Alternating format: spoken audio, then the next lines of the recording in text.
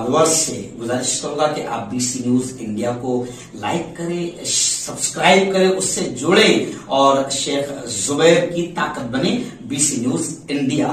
जमीयत उलमाए हिंद की जानिब से आज पूरी एकता संगठन और तमाम ही सियासी सामाजिक पार्टियां संगठनाएं यहाँ पर मौजूद है। आप जानते हैं कि महाराष्ट्र में एक 1.5 फुटिया है जिसका नाम है नीतीश राणे।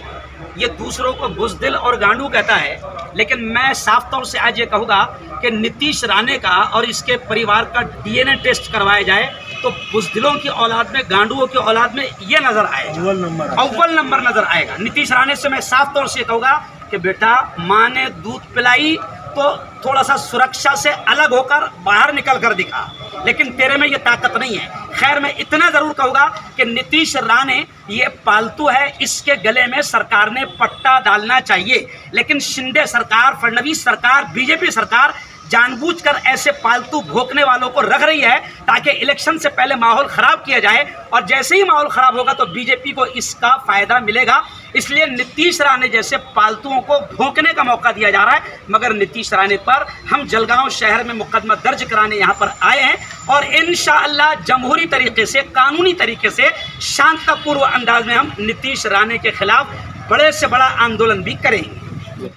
आम्ही जळगाव शहरातील विविध सामाजिक, राजकीय व धार्मिक संघटनेचे व विविध सर्व धर्मीय पदाधिकाऱ्यांनी या ठिकाणी एकत्रित येऊन आदरणीय पोलीस उपविभागीय अधिकारी संदीप गावी सरांची भेट घेतली।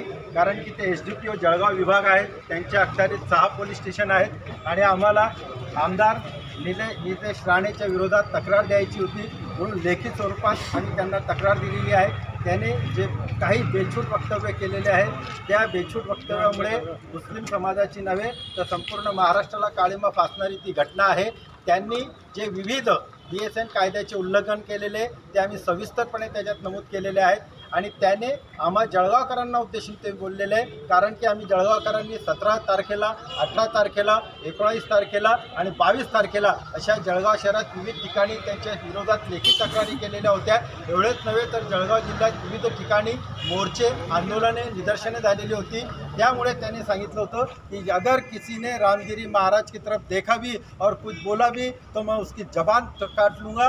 तुम जहाँ रहेंगे मस्जिदों में रहेंगे, तुमको हिंदी समझते आती है इसलिए मैं हिंदी में बोल रहा हूँ कि मस्जिदों में घुस के तुमको मारूंगा और तुम कैसे रहते तुम्हारे ढूंढन पे बाल काट के ऐसा डालूंगा अंदर से डांडू के आप समझ जाएंगे। इतक्या अश्लील अशब्द भाषेत त्याने अपमान केलेला आहे। एक आमदार असून, लोकसेवक असून त्याने कायद्याचं बिलकुल उल्लंघन केलेलं आहे। त्यामुळे आमची आज संपूर्ण जळगाव शहरच्या वासियांनी साहेबांना विनंती केली की जळगाव येथे त्याच्यावर आमच्या वतीने गुन्हा नोंद करण्यात यावा, म्हणून रीतसर तक्रार आम्ही FIR दिलेली आहे आणि सर्वांच्या सह्या घेतलेल्या आहेत। धन्यवाद।